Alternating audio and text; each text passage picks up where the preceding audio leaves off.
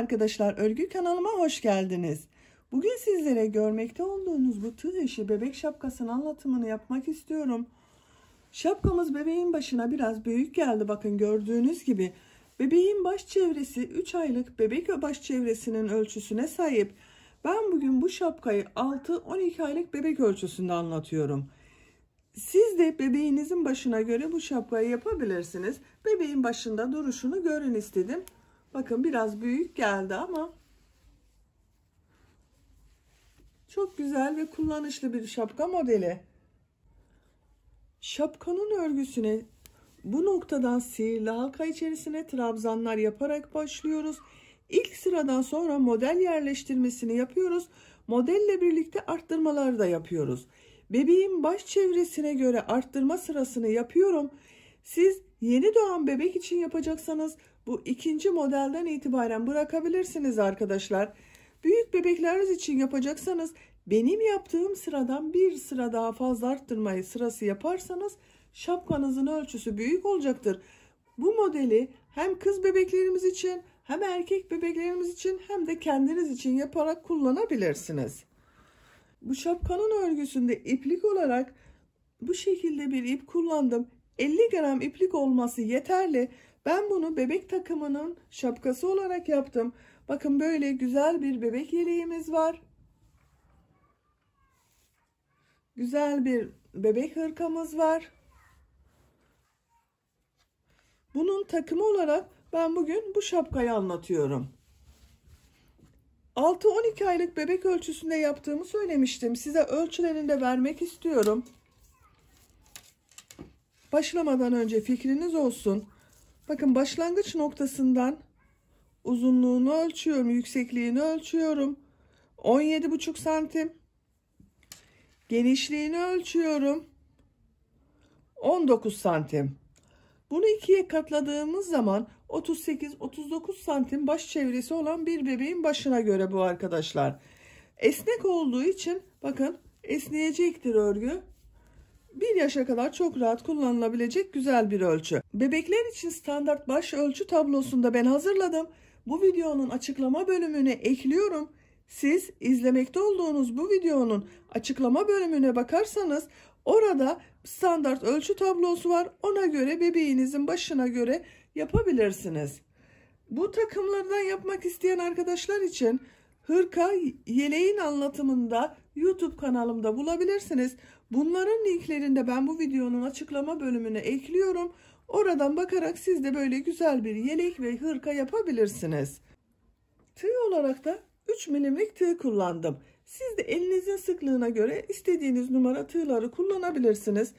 Hazırsak hep birlikte bu güzel şapkamızın örgüsüne başlayalım. Kanalıma abone değilseniz abone olmayı unutmayın lütfen. Kanalıma abonelik ücretsizdir. Hepinize kolay gelsin. İyi izlemeler.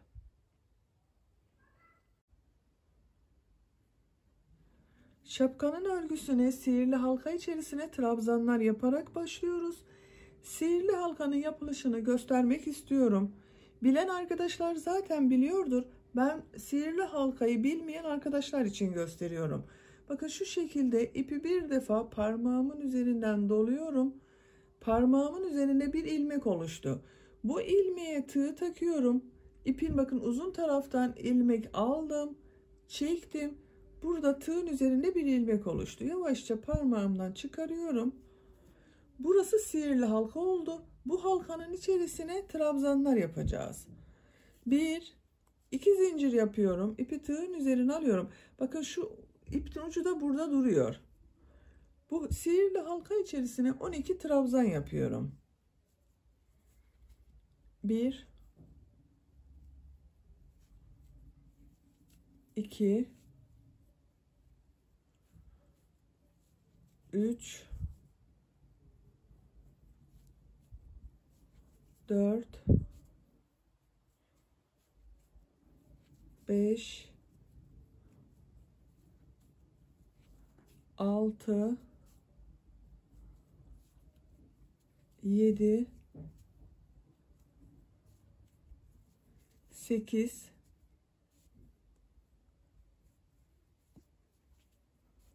9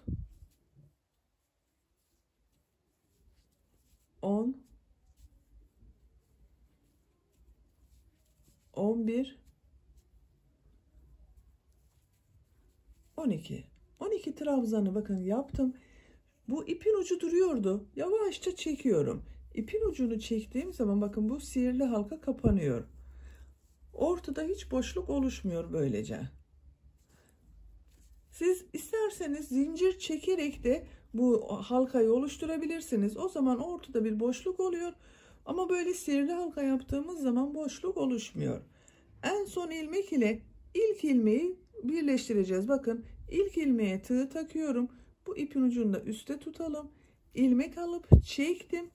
Tığın üzerinde bulunan ilmekten de çektim. Sırayı birleştirdik bakın. Burada ilmek kaydırması yaptım. 1, 2 zincir yapıyorum. İpi tığın üzerine alıyorum.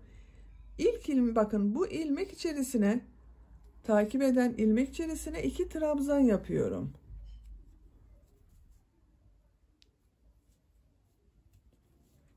Aynı ilmeğe 2 trabzanı yaptım. İpi tığın üzerine alıyorum. Bu 2 zincir yapmış olduğum bakın ilmek vardı. Bu ilmeğe dönüyorum. Bunun içerisine bir trabzan yapıyorum. Bu trabzanı yaparken biraz ilmeği uzatırsanız daha iyi olur arkadaşlar. Çekme yapmasın.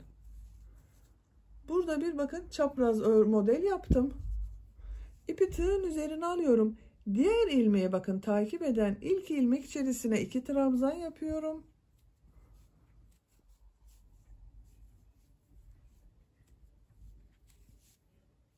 İpi tığın üzerine alıyorum.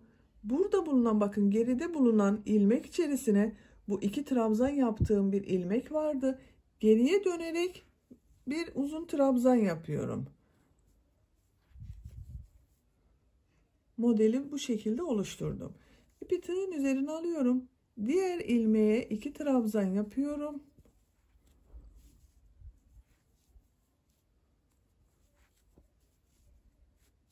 Geriye dönüyorum. Bakın burada 2 trabzan yaptığım ilmek var geride.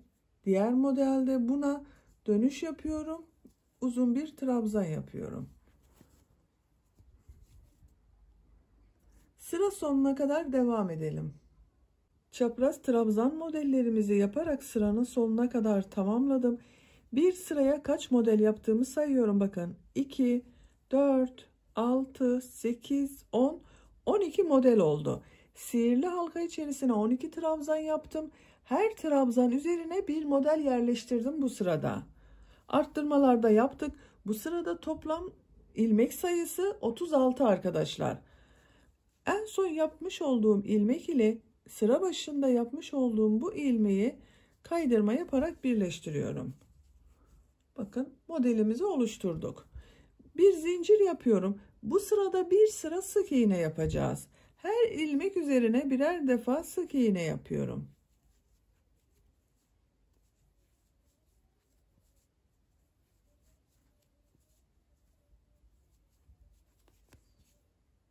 Sıra sonuna kadar devam edelim. Bir sıra sık iğne yaparak sıranın sonuna kadar tamamladım. En son ilmek ile ilk ilmeği bakın ilmek kaydırması yaparak birleştiriyorum. Bu bir sırada toplam 36 sık iğne var arkadaşlar. Şimdi tekrar model sırasındayız. Bu çapraz modelleri yapacağız. 2 zincir yapıyorum. Bir ilmek atlıyorum. İkinci ilmek içerisine 2 trabzan yapıyorum. 1, 2. İpi tığın üzerine alıyorum. Bu atlamış olduğum ilmeğe dönerek trabzan yapıyorum. Bu ilmeği bakın biraz uzatıyorum. Çapraz görüntü elde ettik. İpi tığın üzerine alıyorum. Bir ilmek atlıyorum. İkinci ilmeğe 2 trabzan yapıyorum.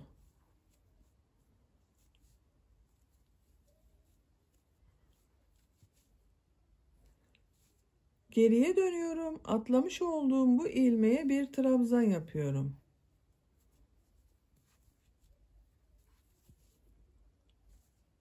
İpi tığın üzerine alıyorum.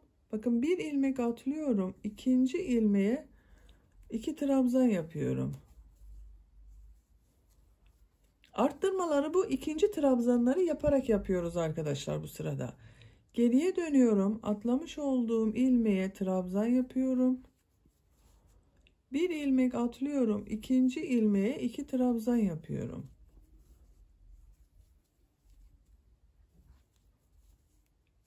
Geriye dönüyorum. Atlamış olduğum bu ilmeğe bir trabzan yapıyorum. Bakın. Sıra sonuna kadar bu şekilde devam edelim. Modelleri yaparak yine sıranın sonuna geldim. Bir sırada kaç model olduğunu sayıyorum. Bakın 2, 4, 6, 8, 10, 12, 14, 16, 18 model oluştu. Her bir model için 3 ilmek var arkadaşlar. Toplam ilmek sayısı bu sırada 54 tane.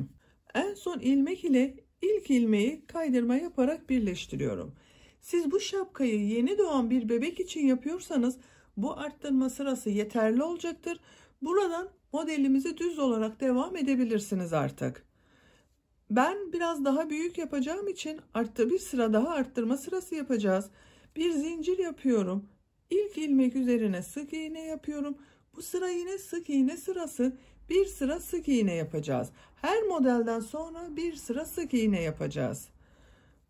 Diğer ilmekleri de sık iğne olarak devam ediyorum.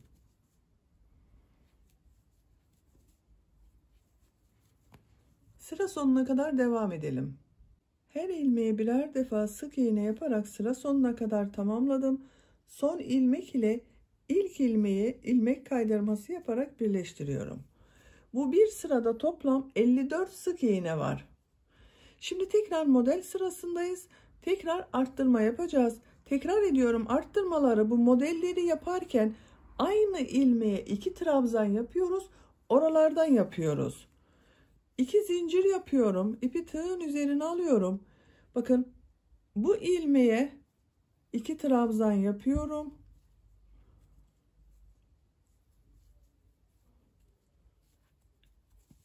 İpi tığın üzerine alıyorum. Geriye dönüyorum. Bu 2 zincir çekmiş olduğum bakın bu ilmeğe uzun trabzan yapıyorum. Çapraz modelimizi yaptık. İpi tığın üzerine alıyorum. Bir ilmek atlıyorum. İkinci ilmeğe 2 trabzan yapıyorum.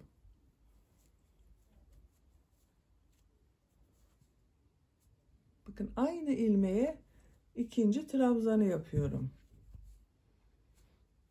Burada arttırma yaptık. Bakın bu trabzanın birisini. Geriye dönüyorum. Atlamış olduğum ilmeğe uzun trabzan yapıyorum. Bir ilmek atlıyorum. İkinci ilmeğe 2 trabzan.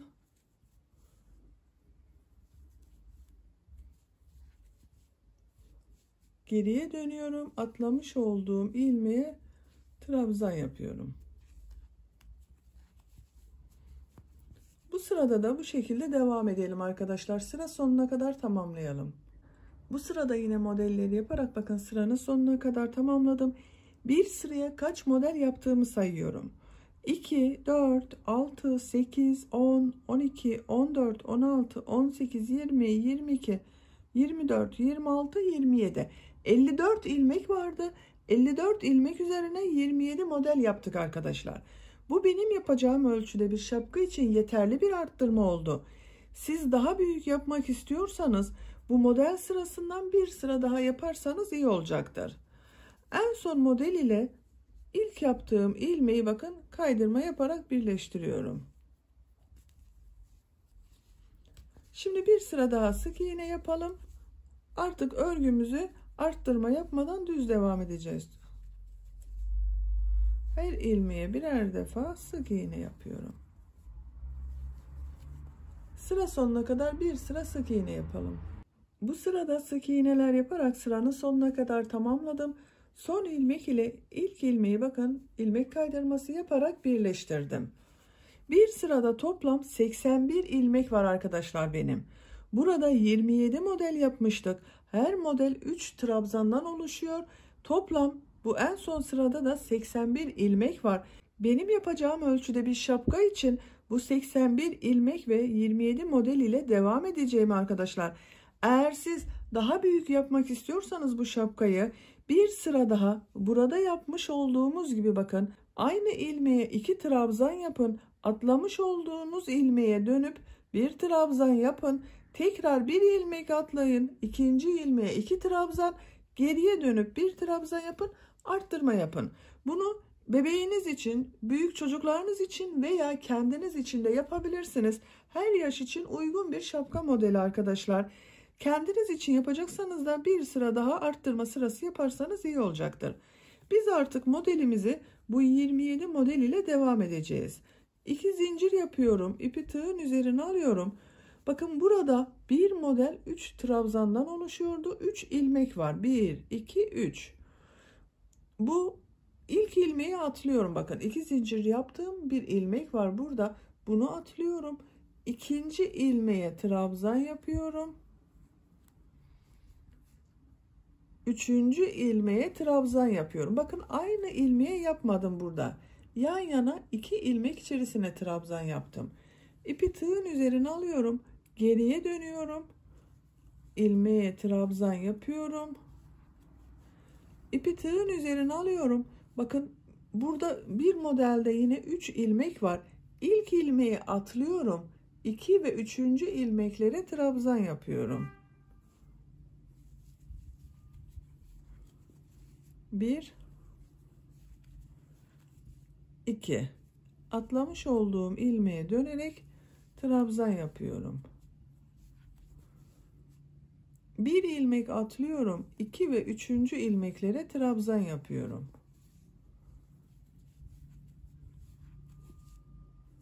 Geriye dönüyorum. Atlamış olduğum ilmeğe trabzan yapıyorum.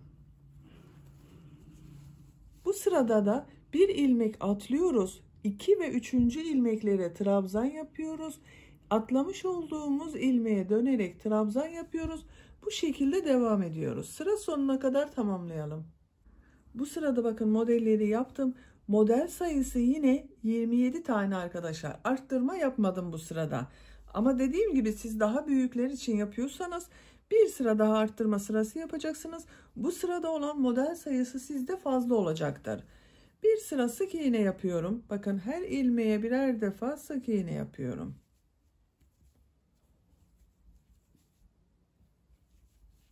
Sıra sonuna kadar devam edelim. Model üzerinden bir sıra sık iğne yaptım. Sıra sonunda bakın ilmek kaydırması yaparak sırayı birleştirdim. Tekrar model sırasındayız. 2 zincir yapıyorum. Bakın burada bulunan bu 3 ilmeğe model yerleştirmesi yapacağız arkadaşlar. Bu ilk ilmeği atlıyorum bakın. 2 zincir yapmış olduğum burada bulunan ilmeği atlıyorum. 2 ve 3. ilmeklere trabzan yapıyorum.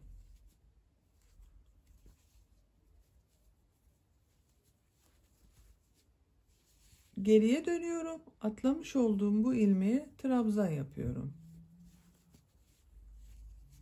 Bir ilmek atlıyorum. 2 ve 3. ilmeklere trabzan yapıyorum.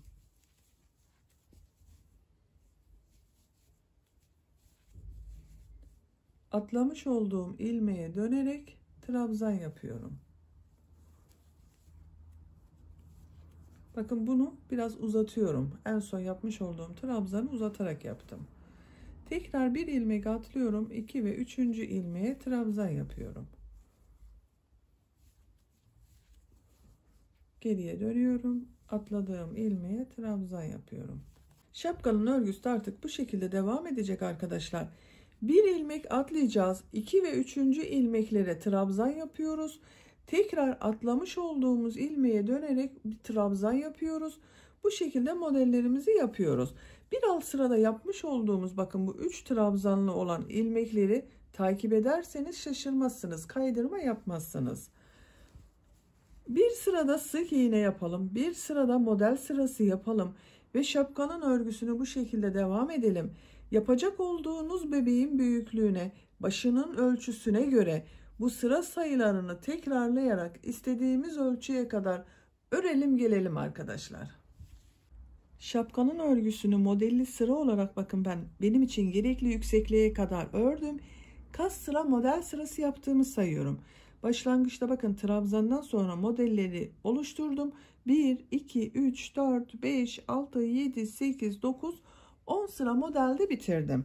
Santimetre olarak da ölçelim. Sizin elinizin sıklığına göre bu sıra sayısı değişebilir arkadaşlar. Bakın ölçtüğüm zaman şöyle tutalım, yerde daha rahat ölçelim. 15 santim yükseklik var bakın. Bunun ucuna daha bir ters bir düz lastik örgüsü yapacağız. Lastik örgüsünü yapmadan önce bakın ben model yaptığım sırada bitirdim. Sık iğne yapacağız. Sık iğne sırasında yapalım. Sık iğneleri buraya kadar düz sık iğneler yapıyorduk. Bakın düz taraftan yapıyordum. Lastikle model arasında daha güzel görünmesi için örgüyü çeviriyorum. Bir zincir yapıyorum. Bu ilk ilmek içerisine sık iğne yapıyorum. Bu sırada bir sıra sık iğne yapacağız. Ben ara ara da kesmeler yapmak istiyorum arkadaşlar.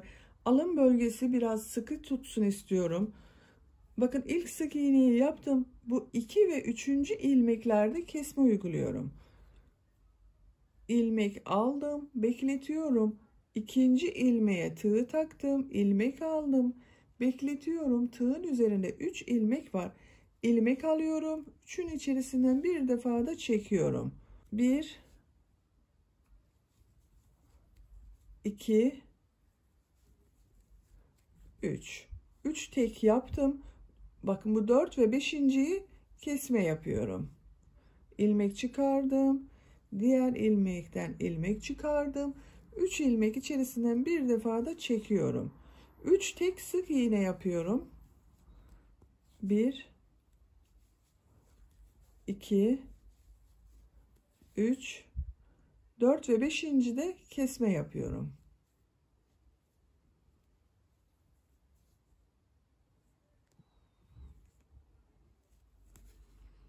Üç tek yapıyorum.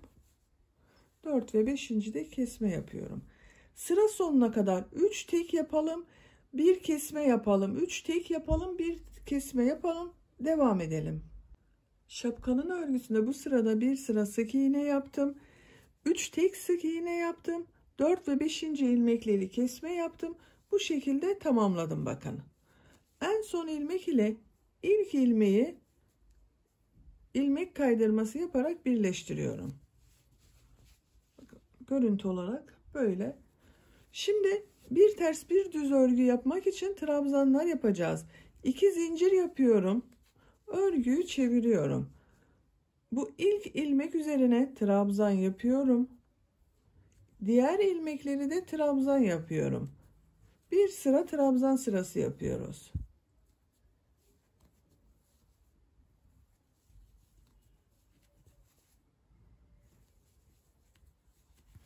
Sıra sonuna kadar devam edelim. Bir sıra trabzan yaparak bakın sıranın sonuna kadar tamamladım. En son ilmek ile ilk ilmeği ilmek kaydırması yaparak birleştiriyorum.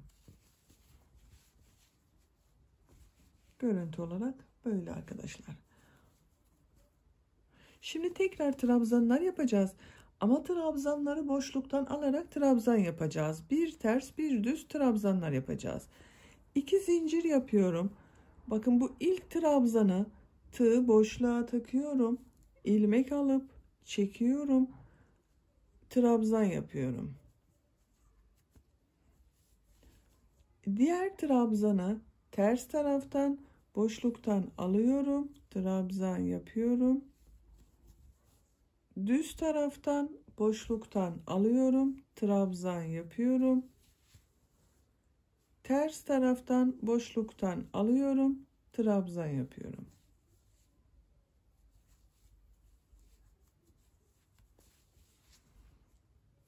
Bir düz bir ters boşluklardan alarak trabzan yapıyoruz. Görüntü olarak bakın böyle lastik görünümü elde ediyoruz. Sıra sonuna kadar devam edelim. Bu sırada bir ters bir düz boşluklardan alıp trabzan yaparak sıra sonuna geldim. En son bakın düz taraftan aldığım trabzan var. Bunu ilk yaptığım ilmek ile ilmek kaydırması yaparak birleştiriyorum. Sıra başında bu 2 zincir yaptığımda ters tarafta olan trabzan oldu bakın. 2 zincir yapıyorum.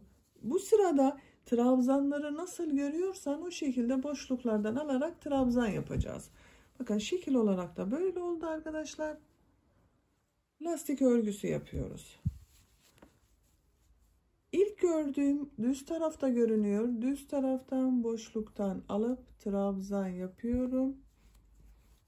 Ters tarafta görünüyor. Ters taraftan boşluktan alıyorum, trabzan yapıyorum. Düz tarafta görünüyor, düz taraftan boşluktan alıp trabzan yapıyorum.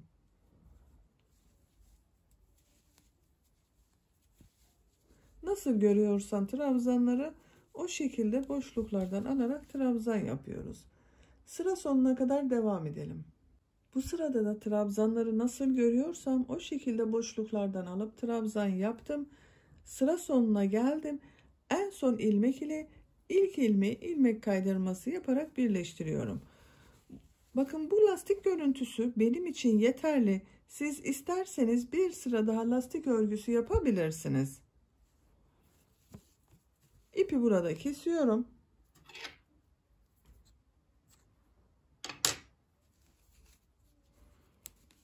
Şapkanın örgüsünü böylece bitirmiş olduk. Bakın çok güzel oldu arkadaşlar. Çok tatlı bir şapka yaptık.